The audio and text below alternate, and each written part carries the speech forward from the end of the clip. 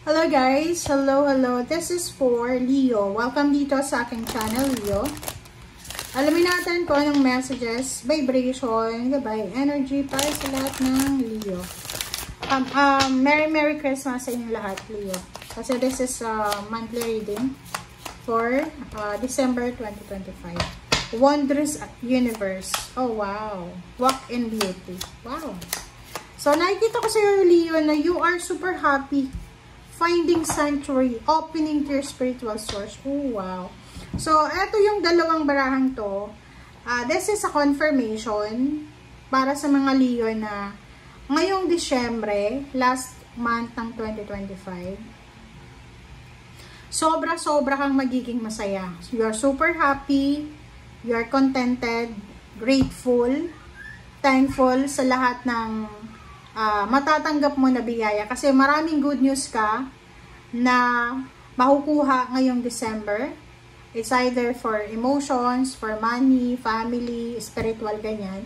And at the same time, yung parang proud na proud ka sa sarili mo. Magiging sobrang proud ka sa sarili mo. Parang feeling mo you're free. Pakiramdam mo sobrang blessed ka, parang ganon. And this December, mahahanap mo rin kung ano yung katahimikan na matagal mo nang wini-wish or minamanifest, diba? Halimbawa, na nagmamanifest ka or pinapangarap mo na makapagtapos ng pag-aaral yung mga anak mo or matapos yung mga utang mo. So, this month ay possible na mangyari yun. So, medyo makakaahon-ahon ka ngayon sa kung ano man yan na nangyayari sa'yo everyday. Okay?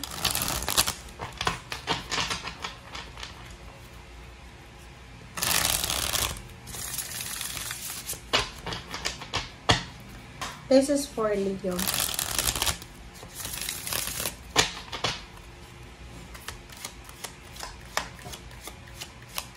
Leo. Okay. First card. Oh, sorry. First card natin, Leo, is Nine of Pentacles. Wow. So, you're manifesting money. Maybe 9 years, 9 months, 9 weeks ka nang nagmamanifest. And this December, nakikita ko sa'yo dito na you will receive financial gift, financial blessings, parang ganon. May mga Leo na posibleng makakahawak ng pera. It's either lump sum of money or pwedeng wala kang masyadong problema sa pera. Seven of Swords, mag-iingat lang tayo. We need to be careful. Kasi possible ka na manakawan.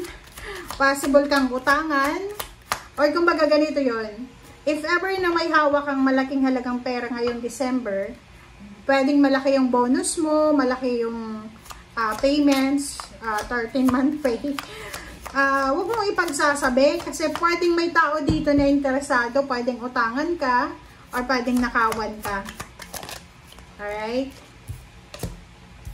Okay, Ace of Cups.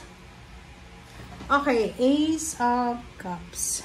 Okay, itong Ace of Cups na to, punong-puno ka ng ng kaligayahan. So, you will be super happy and contented ngayong buwan na to. Kasi ngayon, pwedeng makuha mo na yung contentment na matagal mo nang pinagpipray. Celebration, maraming rason para mag-celebrate. Nakikita ko sure dito yung King of Cups. Kontrolado mo yung sitwasyon and the Star. Oh, yun. Diba? Tingnan mo. Namnamin mo yung messages. Okay? Tingnan mo. Ito yung mga rason kung bakit ka sobrang masaya, sobrang thankful and grateful. Unang-una, mahahanap mo yung katahimikan na hinahanap mo, pinapangarap mo.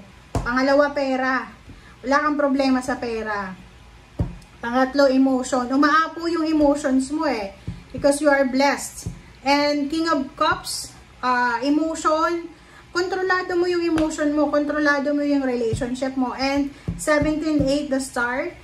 This is a fulfillment of your wishes. So, kung ano man ang nangyayari ngayong December or kung ano man ang mangyayari ngayong December, yan ay yung katuparan talaga ng pangarap mo. Kumbaga, pinag-pray mo siya ng matagal, trinabaho mo siya ng matagal. So, this is a fruition.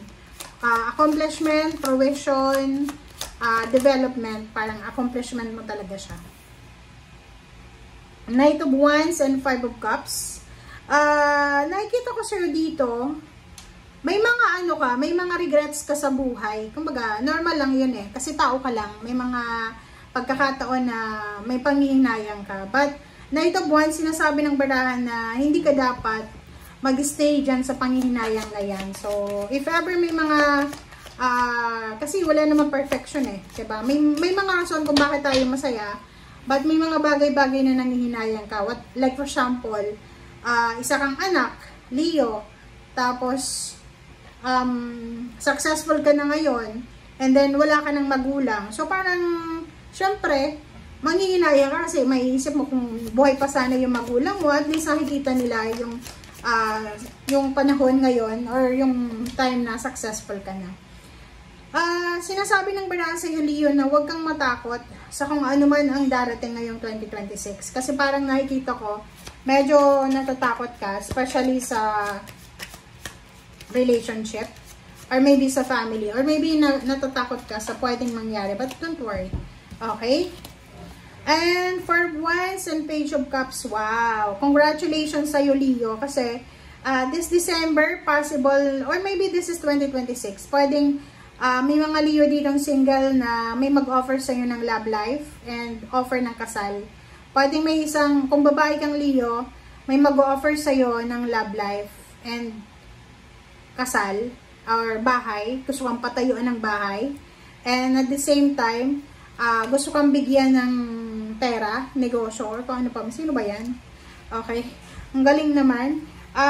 Sinasabi ng baraha sa'yo dito, Leo, na kung sino man tong hinihintay mo na magpo-propose sa'yo, ay posibleng mag-propose siya 2026 na, hindi ngayon na December.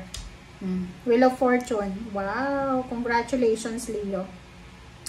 Leo, ngayong December, ito yung month na, ito na talaga yung talagang magbabago yung lahat sa buhay mo. Kung magpagpasok mo ng 2026, January pa lang, sobrang bago na.